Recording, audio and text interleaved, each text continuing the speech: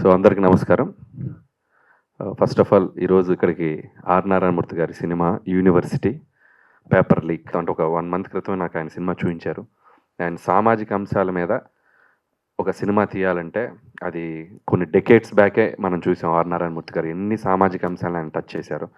అలాంటి ఒక గొప్ప గొప్ప సినిమాలు తీసిన ఆర్ నారాయణమూర్తి గారు మళ్ళీ ఇంకొక ఒక సామాజిక అంశం మీద, ఒక సమస్య మీద మిమ్మల్ని అడ్రస్ చేయడానికి వస్తున్నారు. ఖచ్చితంగా సినిమా చూడండి. ఆయన ఆవేదన సినిమాలో చూపించారు. అది ప్రజలకు అర్థమయ్యేలా తీశారు. సో మీరు కూడా అది అర్థం చేసుకుని ఆ సినిమాని ఆదరించి ఆయనకు ఒక పెద్ద హిట్ ఇవ్వాలని కోరుకుంటున్నాను. ఇకపోతే నారాయణమూర్తి గారి గురించి చెప్పాలంటే, సో నేను ఇందాక బయట నుంచొని మాట్లాడుతున్నాను. ఆయన తీసిన దండోరా కానీ, ఎర్ర సైన్యం కానీ, చీమల దండు కానీ, ఎర్రోడు కానీ, ఒరే రిక్షా, దాసనారాయణరావు గారు గురువు గారు తీసిన ఒరే రిక్షా కానీ అన్నీ సిల్వర్ జూబ్లీస్. అంటే ఒక ట్రెండ్లో ట్రెండ్ సెటర్ చేసిన ఒక great actor, hero R Narayanamurthy garu. So కాలక్రమేణా ట్రెండ్ మారుతుంది, సినిమాల ట్రెండ్ మారిపోయింది. సినిమాలు ఒక్కొక్కరు ఒక్కో జోనర్లో ట్రై చేస్తూ ఉన్నారు. ఆయన తలుచుకుంటే ఆయన కూడా మారి వేరే టైప్ సినిమాలు తీయొచ్చు. బట్ ఇంకా అది మూర్ఖత్వం అనాలో, ఆయన సమాజం పట్ల ఆయనకున్న గౌరవం అనాలో తెలియదు. కానీ స్టిల్ ఇంకా సామాజిక అంశాల మీద సినిమా తీస్తాను, నేను ఇంకా ప్రజలకు అలాంటి సినిమాలు అందిస్తానని చెప్పి ఒక స్ట్రాంగ్ దీంతో వెళ్తున్నారు. సో ఖచ్చితంగా ఆయనకు సపోర్ట్గా ఉండాలి. గురువుగారు డెఫినెట్గా ఈ సినిమా మీకు మళ్ళీ మంచి హిట్ అయ్యి, సో మళ్ళీ మీరు ఇంకా ఆయన ప్రయత్నాలు చేయడానికి ఇంకా మీకు ఒక ధైర్యం ఇవ్వాలని మనస్ఫూర్తిగా కోరుకుంటున్నాను. అంటే ఇప్పుడు ఇలా మాట్లాడుతున్నాం గురువుగారు అని, చాలా ఫ్రెండ్లీగా ఉంటారు ఆయన. నారాయణమూర్తి గారు చాలా ఫ్రెండ్లీగా మాట్లాడతారు. ఎంత ఓపెన్గా మాట్లాడతారు, ఆయన ఒపీనియన్ అంత ఓపెన్గా చెప్తారు. సో చాలాసార్లు అడిగేవాడిని, నాకు డౌట్ కూడా, ఎందుకు గురుగారు మీరు సినిమాలో మీరు అనుకుంటే మంచి మంచి పాత్రలు చేయొచ్చు, గొప్ప గొప్ప పాత్రలు, నిలిచిపోయే పాత్రలు చేయొచ్చు అని చెప్పి ఎన్నోసార్లు అడిగాను. ఇప్పుడు కూడా బయట అడిగాను. R Narayanamurthy is one and only R Narayanamurthy. So నిజంగా ఆయన విల్ పవర్, నేను నా సినిమాలే, నా కైండ్ ఆఫ్ సినిమాలే నేను చేసుకుంటూ వెళ్తాను, నా ఓపుకొని ఉన్నాను అంటూ ఉంటారు ఆయన. బట్ స్టిల్ మళ్ళీ అడిగాను ఆయన్ని, మీరు కనుక డోర్ ఓపెన్ అంటే గేట్ ఓపెన్ చేస్తే మీకోసం ఎన్నో పాత్రలు, గొప్ప గొప్ప పాత్రలు రెడీగా ఉన్నాయి. అటు హరీష్ అన్న కానీ, మేము కానీ, ఇంకా రైటర్స్ చాలామంది ఉన్నారు. ప్లీజ్ ఇది మీరు చేయరని నాకు తెలుసు, బట్ ఏదో మీడియా ముఖంగా నా అభిప్రాయం చెప్తున్నాను. But be like you what you are sir R Narayanamurthy గారు, that's up to you. Shankar గారు మాట్లాడతారు అన్న ఆర్ నారాయణమూర్తి గారి గురించి. చూసారు సార్, అనిల్ ఏదన్నా ఫోన్ అసలు అప్పుడు నేను అనిల్ ఎప్పుడు అసలు ఫోన్లోనే మాట్లాడుకోము. ఏదైనా ఇంకా ఫోన్ చేశాడంటే అది చాలా ఇంపార్టెంట్ అని అవ్వచ్చు, లేదా ఒక పెద్ద జోక్, ఒక అరగంట నవ్వే జోక్ అని అవ్వచ్చు. ఈ 2 విషయాలు ఉంటే అనిల్ ఫోన్ చేస్తాడు. ఫోన్ చేసి, అన్న నేను ఒకటి అడుగుతున్నాను, నువ్వు కాదనొద్దు వచ్చేయాలి అన్నాడు. ఏంటి అంటే, ఇలాగ నారాయణమూర్తి గారిది అని. అనిల్కి నారాయణమూర్తి గారు అంటే ఎంత ఇష్టం అంటే, అందరికీ మాకు దిల్రాజు గారి ఆఫీస్లో నారాయణమూర్తి గారు బాగా పరిచయం, బాగా క్లోజు. బట్ అనిల్కి ఎంత ఇష్టం అంటే, ఈ ప్రమోషన్స్ భుజం మీద వేసుకున్నాడు. అంటే ఇప్పుడు బేసిక్ ఏ ప్రమోషన్స్ అయినా అనిల్ భుజం మీద వేసుకుంటున్నాడు. ప్రతి సినిమా నిన్న లిటిల్ హార్ట్స్ కూడా చూసా నేను. కానీ ఈ సినిమా నారాయణమూర్తి గారి కోసం ఇష్టపడే అనిల్, నాకే కాదు చాలామందికి కాల్ చేసి ఈ సినిమా ప్రమోషన్ గురించి చెప్తున్నారు. బట్ అనిల్ మాట ఒక ఎత్తు అయితే, నారాయణమూర్తి గారు అనగానే నేనే కాదు ఎవరైనా సరే ఇండస్ట్రీలో వచ్చి ఇక్కడ నిలబడాల్సిందే. అది మీరు సంపాదించుకుని, ఇన్నేళ్ళుగా మీరు సంపాదించుకుని ఏమైనా ఉందంటే ఇది చూడండి. మన పెద్దవాళ్ళు చెప్తుంటారు, ధనవంతులు వేరు, ఐశ్వర్యం ఉన్నవాళ్ళు వేరు అని. ధనవంతులు అని ఎవరిని అంటామంటే, కేవలం డబ్బు సంపాదించే వాళ్ళని, కేవలం డబ్బు ద్వారా పొందిన సుఖాలని, డబ్బు ద్వారా వచ్చిన ఆస్తుల్ని ఉన్నవాడిని ధనవంతుడు అంటాం.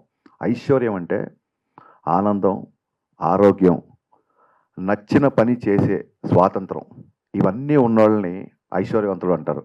ఈ లెక్కను చూసుకుంటే ఇండస్ట్రీలో అందరికంటే పెద్ద ఐశ్వర్యవంతుడు నారాయణమూర్తి గారు మాత్రమే. ఇందాక అనిల్ చెప్పినట్టు ప్రతి డైరెక్టర్, ఇండస్ట్రీలో ఉన్న ప్రతి డైరెక్టర్ ఆయనకి ఒక విలన్ పాత్ర అవ్వచ్చు, మంచి క్యారెక్టర్ ఆర్టిస్ట్ పాత్ర అవ్వచ్చు, ఒక రెస్పాన్సిబిలిటీ ఉన్న ఒక తండ్రి పాత్ర అవ్వచ్చు, చాలా పెద్ద పెద్ద పాత్రలు కోట్లల్లో, నా ముందే కోట్లల్లో ఆఫర్స్ వచ్చినాయి ఆయనకి. కానీ ఆయన ఏ రోజు డబ్బుకి పడిపోలేదు, ఏ రోజు ఏ ఆఫర్ని ఆయన ఒప్పుకోలేదు. మీకు అందరూ బయట చెప్తుంటారు కదా, ఇండస్ట్రీ అంటేనే డబ్బు మయం, డబ్బు దగ్గర ఎవరైనా పెద్ద రెమ్యునరేషన్ ఆఫర్ చేస్తే ఎవరైనా సరే ఏదైనా ఒప్పేసుకుంటారు అన్న టైప్లో మాట్లాడుతుంటారు అందరూ. డబ్బుతో కొనలేని వ్యక్తి ఎవరైనా ఉన్నారు ఇండస్ట్రీలో అంటే అది నారాయణమూర్తి గారు మాత్రమే. ఖచ్చితంగా నేను చెప్పగలను.